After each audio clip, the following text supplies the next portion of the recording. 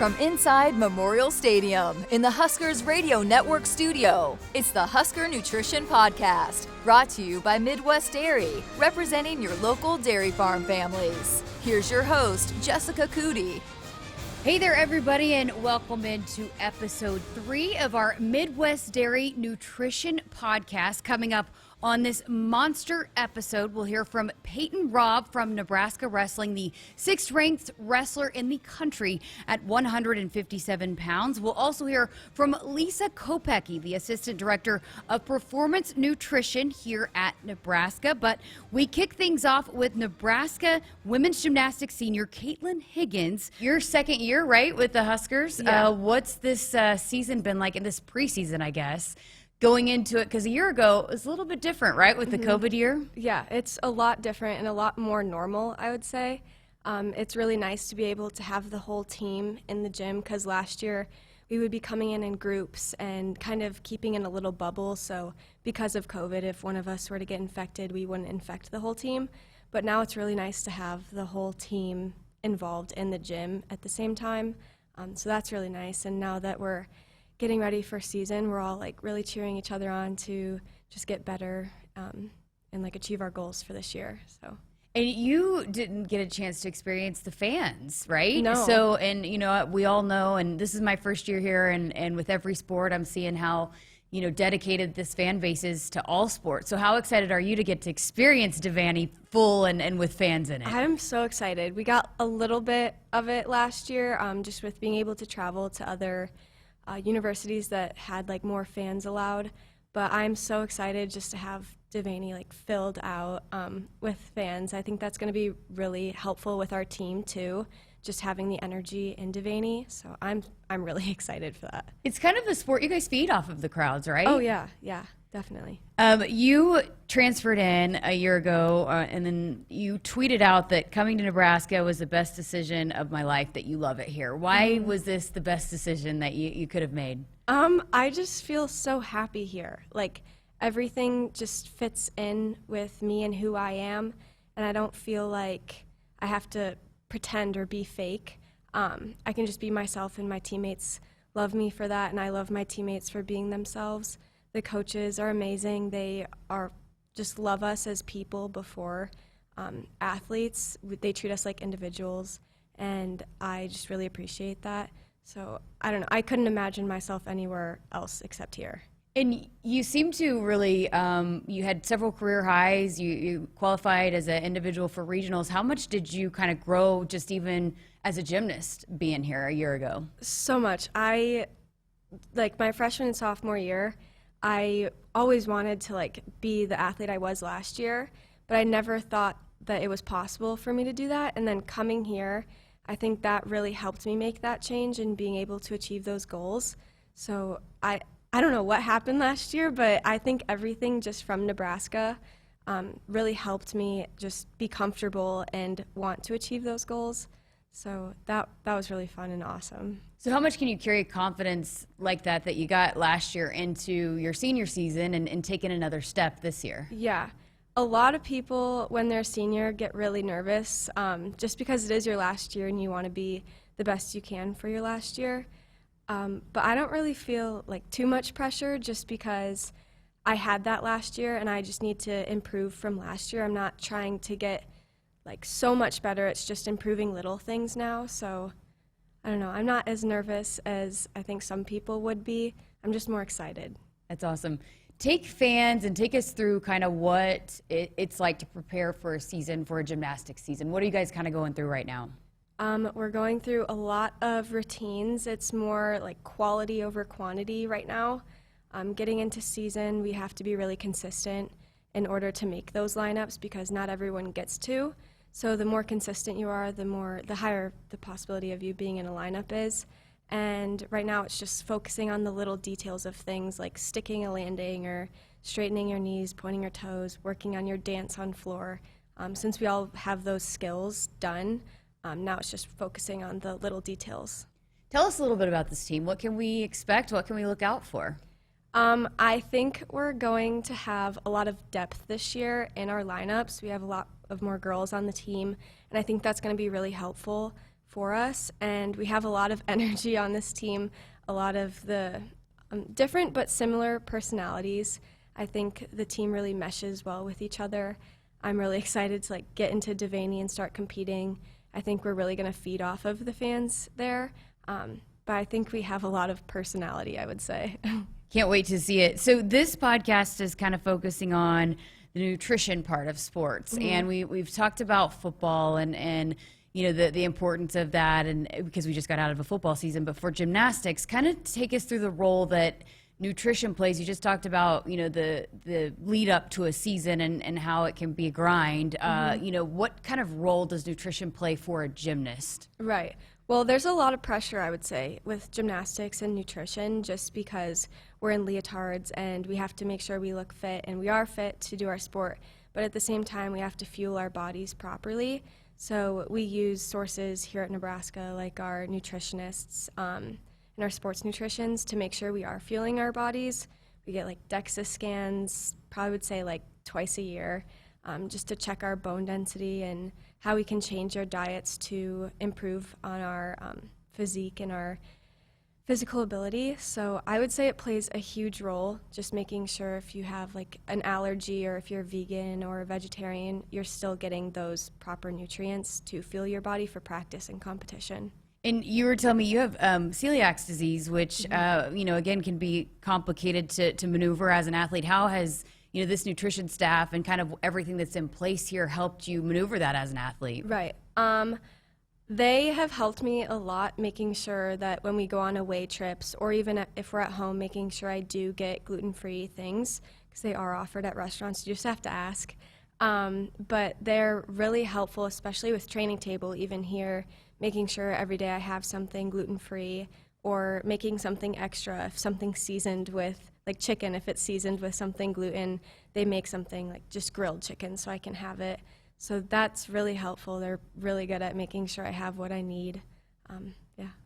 Not every place has a nutrition department, nutrition staff like what Nebraska has, and certainly not everyone is has the kind of resources available to sports outside of football, right? I mean, it's kind of growing, but as a female student athlete here, how much of a luxury is it? How nice is it to have a team that is dedicated to the nutrition part of it and making sure that your bodies are fueled, and especially kind of tailoring to you and what you need as well? It's very, very helpful, I would say, just making sure that we have everything we need. We're able to go and ask if they could make something that doesn't have some specific ingredient in it, or if you're vegetarian or vegan or whatever it is, just making sure that they have an option for you. I think that's really helpful, because if we didn't have that, I don't know what I mean, I know what foods I can eat, but I don't know where I would go to get those. So I think it's really helpful making sure we have it here and we don't have to go to an outside source, making sure we have the things we need. So take us through kind of how you kind of plan a menu a day for yourself to fuel your body, because you have class and then you go to practice, which is a long grind, and you're training 3 events, so I'm sure that can be a lot to kind of go through. So how do you kind of go through making that plan for what you need personally? Well, our sports nutritionist, if we want to meet with her, we're more than able to. She can kind of help us make a plan for meals throughout the day. And she'll also bring in little snacks for practice so that we can fuel our bodies during practice in case we're cramping or getting tired. But just with meals throughout the day, I try and plan ahead of time, or during the weekend I'll take my time to meal prep for the week. But training table definitely helps, so we get lunch and dinner, and they always have a different, all different options of food. So yeah, I think just making sure you're utilizing training table and all the resources here, that really helps me for meal prepping and meal planning.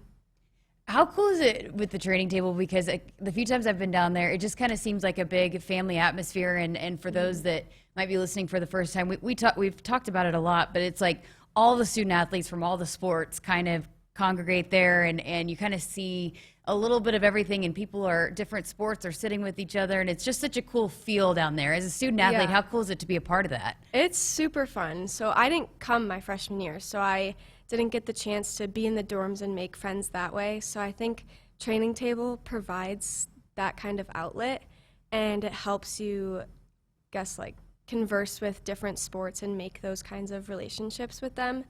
And you see some people are in season, and then that makes you want to go to their competition, meet, or tournament or whatever. So I really like it, and it's super fun. It's like a buffet style. Everyone's really close with each other. I don't know. It's a really nice atmosphere. I like it. Yeah, it's just you can walk in and you can feel people just enjoying kind of being around each other. Take us through, when you had kind of discovered that you had a gluten intolerance and the celiac disease, kind of how that process went, that you realized, something wasn't quite right. Well, I was 11, so it was a while ago, but I started having really bad stomach pains and just abdominal pain, and my mom took me to a bunch of doctors, and they were all it's this, but it never really worked out, and they would give me suggestions, but they never worked, and they never made me feel better. And it got to a point where I was just very tired and lethargic, and I didn't feel like myself. So my mom went on Google and found what possible options this could be, and something I think just really stuck with her, and it was celiac disease. So she took me to a doctor and asked if I could be tested for it, and I tested positive for it, or however they worked that. Turns out I had it. So actually my mom kind of diagnosed me with celiac disease. Gotta love that. When, and your major is nutrition and health sciences, and this might be something that you might want to utilize, moving forward when you're done with gymnastics, just maybe something you could apply to help kids as well. Yeah. I think it would be I love kids. I just want to help anybody I can. That's one of my passions in life, just being able to help others. And I think it would be really cool if I know the symptoms and what celiac disease kind of feels like, if I could use that to help kids. I'm not sure if I exactly want to go into the nutrition field, but I do know I want to work in the health department. So I was thinking more physician assistant or nurse practitioner, so that way I could still be working with kids, but get a different age range too. So. That's amazing, and perfect transition, because I did also want to ask you, you are very much involved in the community and do a lot of community service. You were on the Tom Osborne citizenship team. Kind of take us through that and why that's important to you, and why you have such a passion for giving back. I honestly think it has a lot to do with my mom and my parents.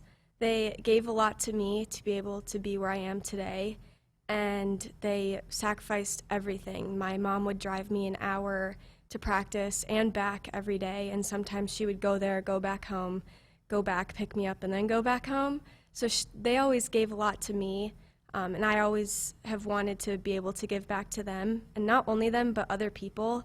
And I just love giving to other people and making them happy. That just makes my heart happy. So I don't know, I've always wanted to help others, and that's always been a huge passion of mine, and I do think it stems from both gymnastics and my family. So cool. What are some of the things that you've been able to get involved with here? We do a lot of volunteer hours. So we did the Maxi Fun Night, where we went and volunteered for, I think it was around Halloween, before Halloween, and we spray painted kids' hairs, and then we throw a birthday party for one of our huge fans. And then we started this last year. Well, I love this project too. We wrap Christmas presents for a family, and then we send them to them. So I think last year it was someone who had cancer, and so we just wrapped presents for her family.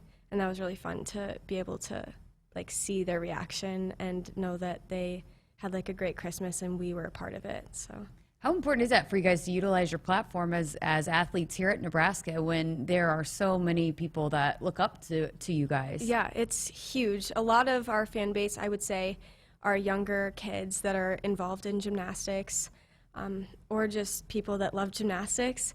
But it's a huge part of our life. We always have to make sure we're signing autographs after meets, and we always love doing that, because seeing the smiles on kids' faces is the reason why a lot of us do what we do, and just knowing that we have a huge impact on them, and if we could give them advice, they would take it as the world. It would mean the world to them, and I think that's really special, and that's a huge reason of why we do what we do. And hopefully you'll get a lot of those kids inside Devaney this year, Yes. packing it out for you guys. Kind of just wrapping things up as we've talked about it, season is right around the corner. I mean, how does this team kind of, finish things up and put a bow tie on everything and get ready to roll for another season coming up in January? I believe January 7th at Iowa State. Yeah, super exciting. Like I said, I think just making sure we're focusing on the little details of things, perfecting the small things. We're not trying to make huge improvements right now. It's just really small details and working on like facial expressions and silly things like that, and just making sure we're having fun doing what we do, and just encouraging our teammates. And yeah, I would say trying to get the fan base excited for meets too, and getting ready to see them in Devaney. So. Have you been trying to take on more of a leadership role this year? I mean, I know it's got to be different and more of a challenge coming in as a transfer and being new, but now that you've been here and you did compete so well a year ago, have you been trying to step into more of a leadership role for this team this year? Yeah, definitely. I actually just kind of had a conversation with my head coach about this and like the legacy us seniors want to leave, and we just want to make sure that if we could leave one thing, it would be to have our younger teammates and underclassmen and even the upperclassmen look up to us and be like, I want to be the leader that they were. So definitely trying to take a leadership role with all the seniors and making sure we're on the same page with things, and so there's not like an overlap between like differences on the team. But I think we're doing a pretty good job of it, and I'm just really excited to see all our hard work and the team's hard work pay off during season. So. And tell us, because that floor is always a fan favorite. Oh, yeah. Do we have some entertaining floor routines that we can be expecting this yes, year?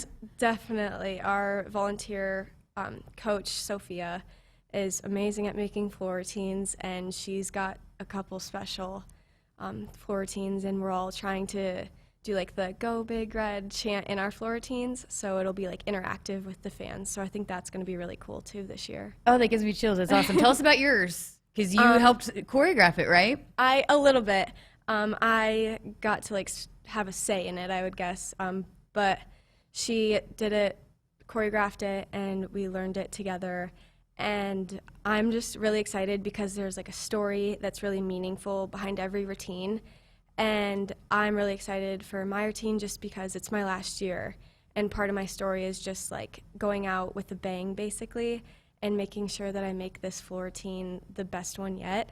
And I think it's really meaningful to not only me, but Sophia as well, just because she was the one choreographing it and knows the story behind it. So I'm just really excited to show everybody and perform it out on the floor. So. Can't wait to see it. Again, they open up January 7th at Iowa State, and then women's gymnastics at home for the first time, the opener, January 15th against BYU. So get those tickets. Kaitlyn, appreciate your time. Fantastic stuff, and can't wait to see you inside Devaney. Thank you so much. The Husker Nutrition Podcast is brought to you by Midwest Dairy. Finish strong with chocolate milk, a natural source of high-quality protein to build lean muscle. The right mix of carbs and protein, proven to refuel exhausted muscles, fluid, and electrolytes to rehydrate and replenish critical nutrients lost in sweat. You put in the hard work on the field. Chocolate milk will support your recovery off the field.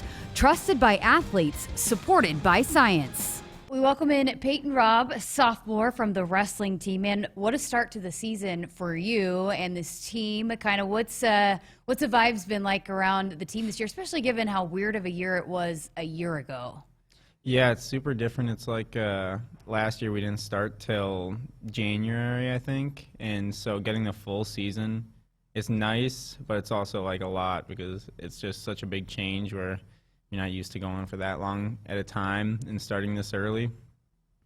But I think the team has handled it well, and the coaches got us prepared like right away.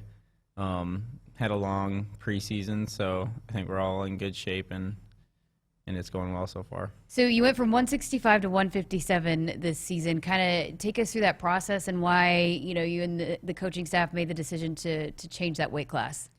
So originally I was at 57 my first 2 years, and then last year with like COVID stuff and in last year's season not counting towards eligibility and us needing a 65, or we're kind of in the middle of 57, 65. We're going to need somebody to jump into one of those spots. And so the coaches asked me if I'd be fine moving up. And I was like, yeah, I mean, for getting the experience at a bigger weight against it, it's a different kind of style of wrestling. Like even going up just one weight class is different type of wrestling. So the experience there, I knew that would help me, and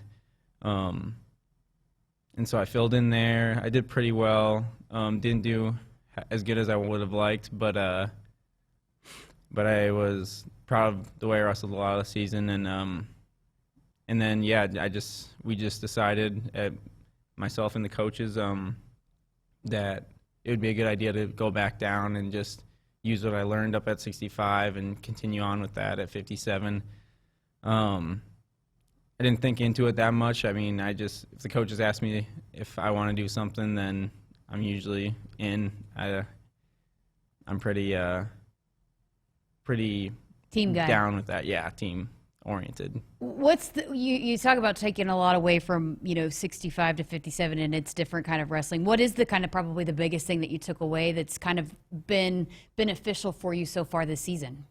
So at 57 I tried to use a lot of my strength.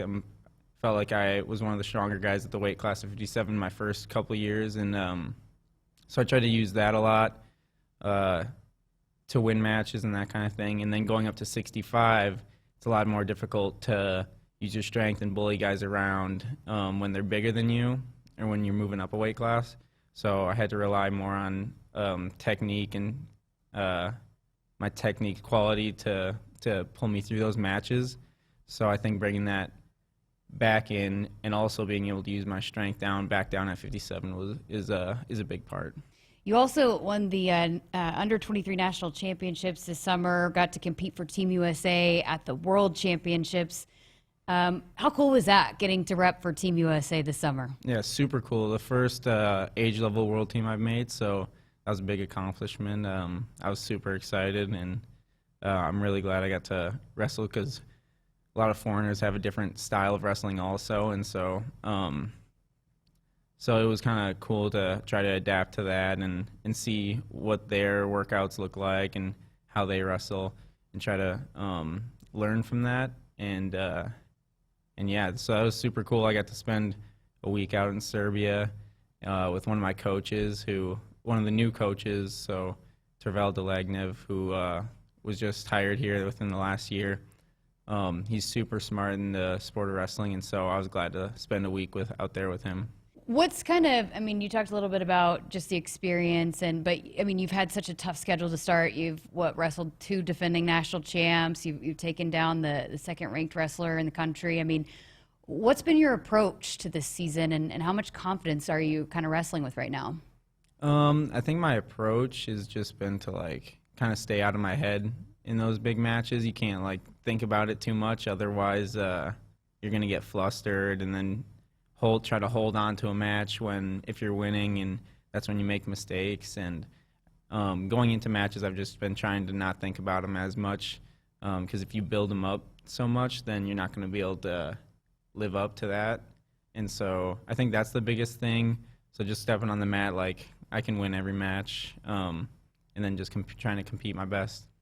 Well, obviously, this is a nutrition podcast, and we talked a little bit about, you moving back down to 157, but, just the nutrition part of it. I think, obviously people that follow wrestling know just how, the cutting weight and the making weight and all of that. But, for someone in the sport, can you just maybe describe the importance of the nutrition aspect to what you do out on a mat?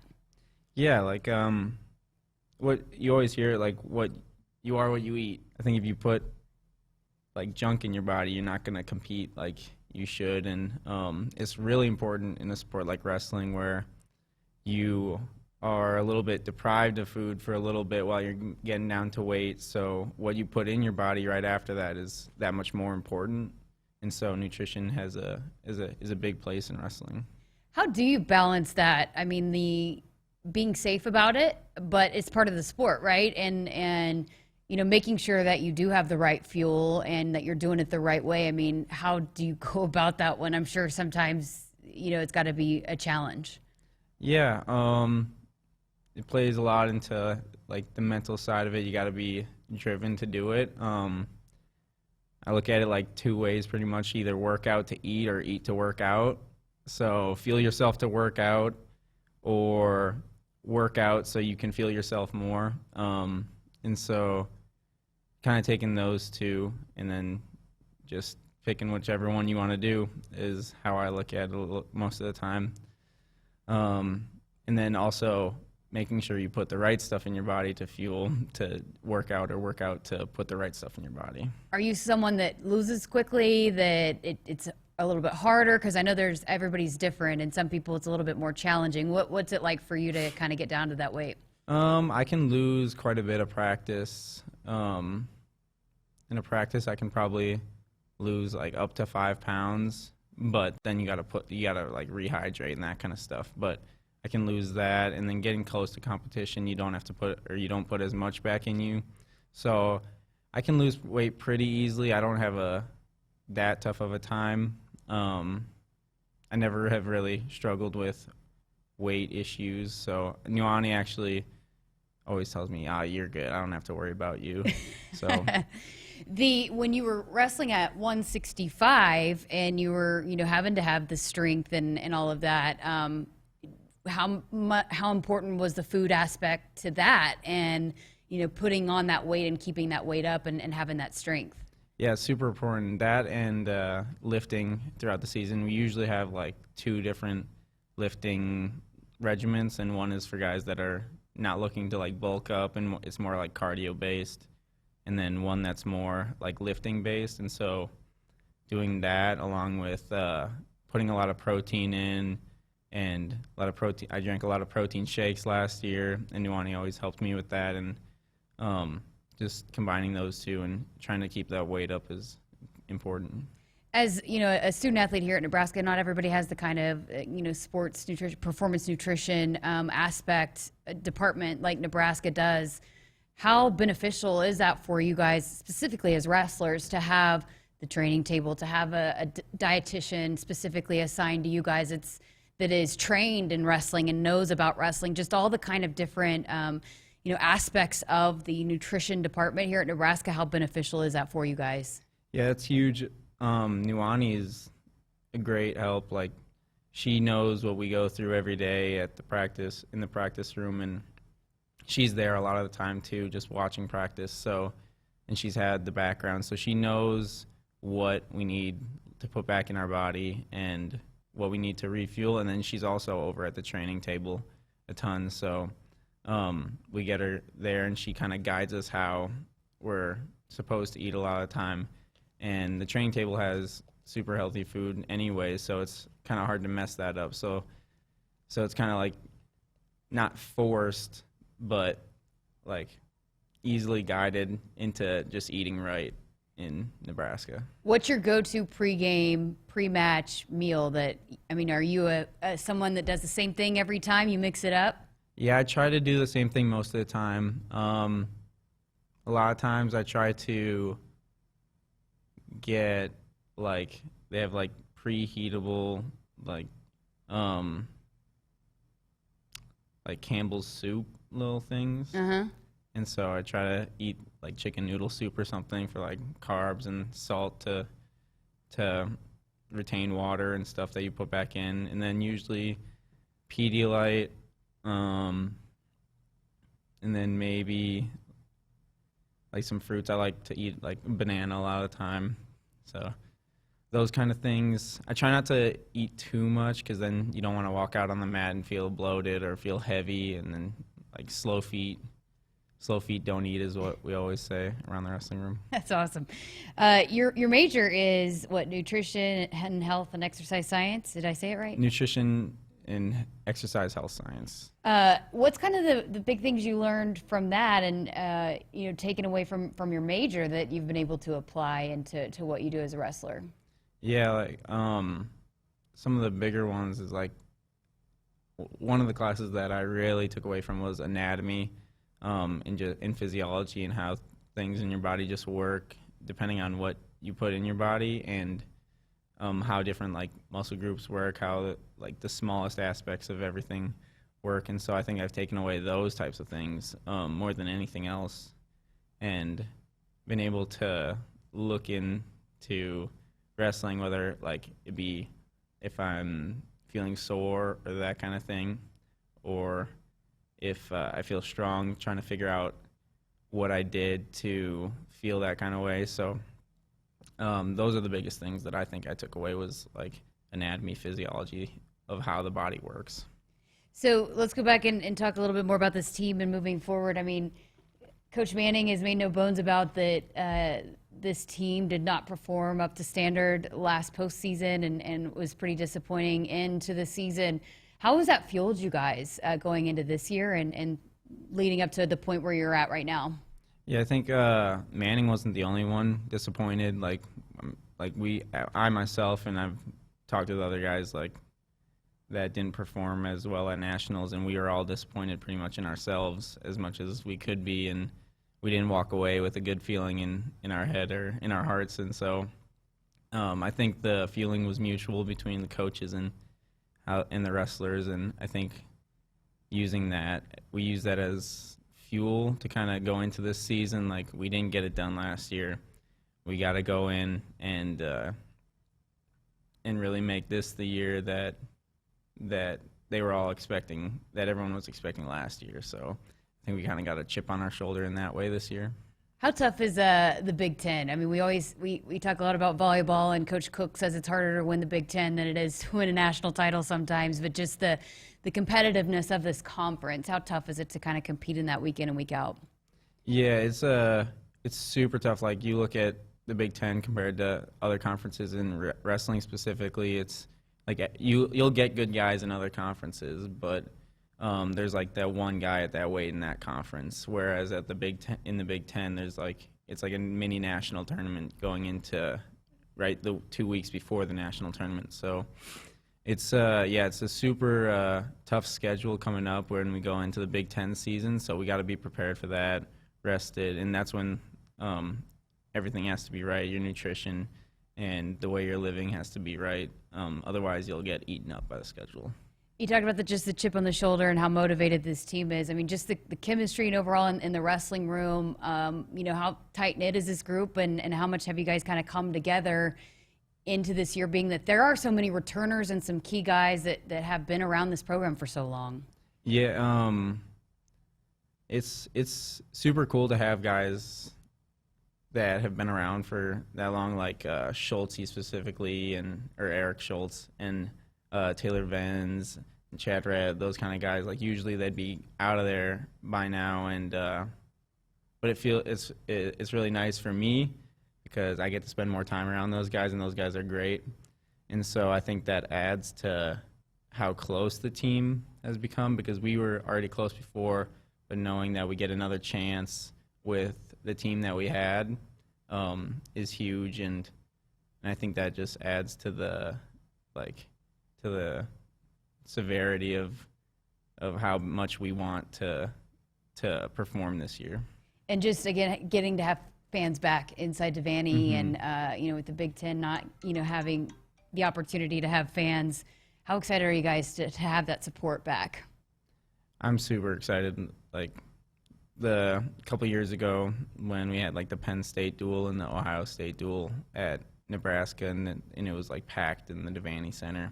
Those were like some of my favorite moments in college wrestling so far, and so I'm hoping to have a couple more like that. And so already UNC felt like it was there was a good crowd there, so that duel was really fun, especially because I ended up winning that match, but it felt super loud in there too. So those are what makes the sport fun.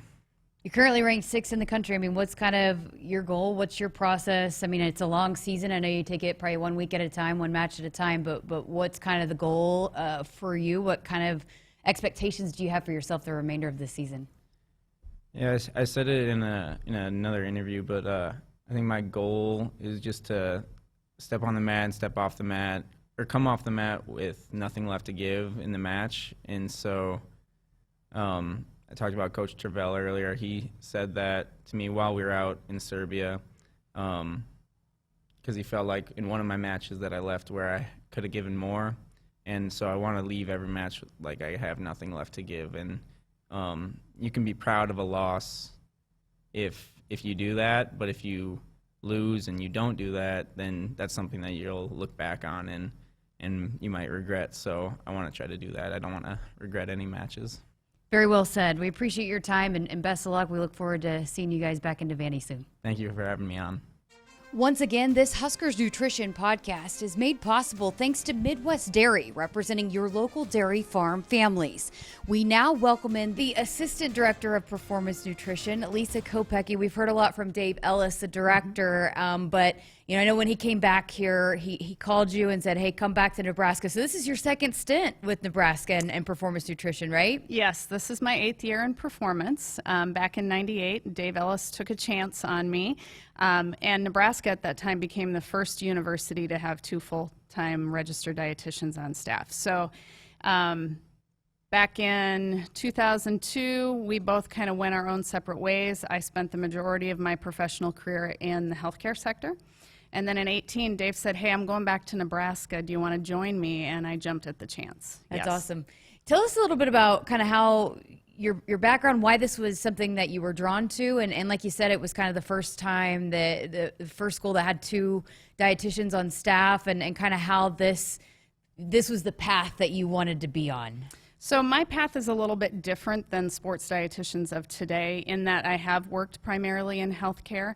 But when I finished college, got my registered dietitian certification, I really wanted to work with a healthy population that wanted to continue maintaining their health. And everybody told me you'll never get a job working in that environment. So I'm here to say that not only once did I get a job working in that environment, but twice. And so it's important to me because food has power. And I want to empower our student athletes. They're the reason I'm here. I absolutely love the opportunity to build relationships with them and to help them develop a skill that they're going to be able to carry throughout the rest of their life. We were talking before we started recording, and I'm, say the kind of the same thing a little bit on as far as the media goes about, giving a platform to women's sports. And you've been a big advocate for providing equality for women's sports here. And, since I've gotten here, I've been really impressed with, the importance and the emphasis that's been placed on women's sports and the equity here. Kind of tell us a little bit about that and your role in that and why that's been important to you as well. Well, since Title IX, we've been striving for equality for women in athletics, but I think what we lost sight of is that women's bodies are different than men's bodies. And right now, what I've been trying to focus on is normalizing conversations about menstrual health. And the athletic department has been working very diligently in getting representation for women's health, and we'll see some changes here this next semester. That's awesome. So, and you work with specific sports, right? I mean, I know that, you oversee everything and have wear a lot of different hats, but one thing here at Nebraska that we've heard a lot about is each sport kind of has their own registered dietitian that is tailored to that sport. So can you kind of take us through the sports that you work with? Right. So up until recently, I've worked specifically with 9 of our teams: baseball, softball, soccer, men and women's tennis, men and women's golf, bowling, and rifle. And I'm starting to let some of our newer dietitians get a hand in working with some of those teams. So it's changing once in a while, but I love the dynamics of working with female and male teams.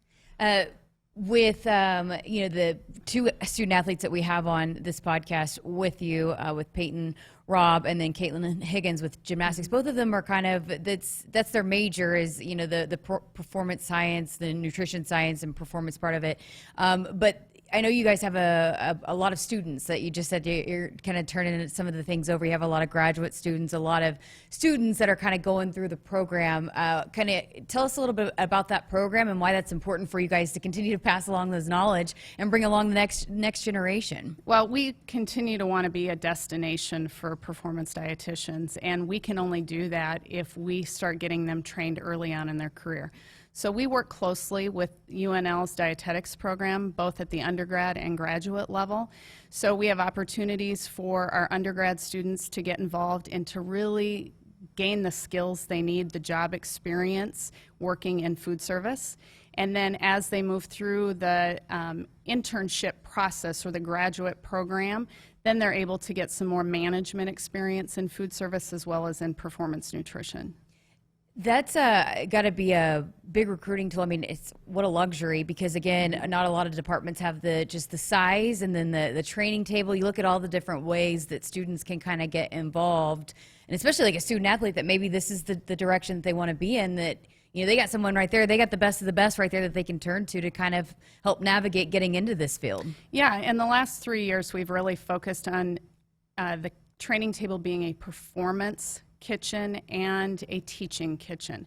And lately, we've started seeing a lot of our student athletes who are in a career choice for nutrition or down that path of sports nutrition, they're starting to come in and want to get real life experience working with teams that maybe they have no exposure with. So we might have a track athlete working with softball.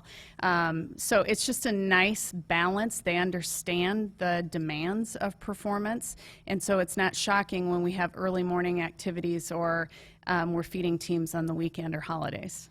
We've talked to Dave about this. We've talked to a number of the coaches and student athletes that, that's a place, the training table, that they take recruits because you can kind of see the family feel and the atmosphere. It's just a cool atmosphere for people that, again, might be hearing this for the first time or might not have ever been down there. It's like when you go down there, it's just like a melting pot of all the different, student athletes and teams and coaches. What's that like from your perspective to kind of see that gathering? And I know the training table is going to be immaculate in the new facility too. Well, it's pretty fantastic. Not only do they come together and we get to watch them interact with one another, but we also have 4 different stations within the training table where they actually get to prepare their own food. So whether they're making a deli sandwich, a protein smoothie, a pizza, or using the Life Skills Kitchen to make a pasta bowl or scrambled eggs, it's just an awesome opportunity to see them using the skills we've been trying to teach them. Is it kind of, I feel like it's kind of indicative of the overall culture here at Nebraska when you go to the training table, because you see all the different, you might have different sports sitting together for lunch or dinner or whatever it might be. Yeah, and it's fun. They have their tables designated by sport. They just do that naturally themselves, but I'm starting to see them mingle amongst tables, and it's fun. They enjoy supporting one another, and it's just a great atmosphere for camaraderie. One of the things that's really helped build that atmosphere is our annual cooking Showdown, and we recently just had our 3rd annual one in November. We had 12 student athletes participate. The twist this year with the Cooking Showdown is they had to use Dorothy Lynch dressing in their recipe. Dorothy Lynch was one of our sponsors.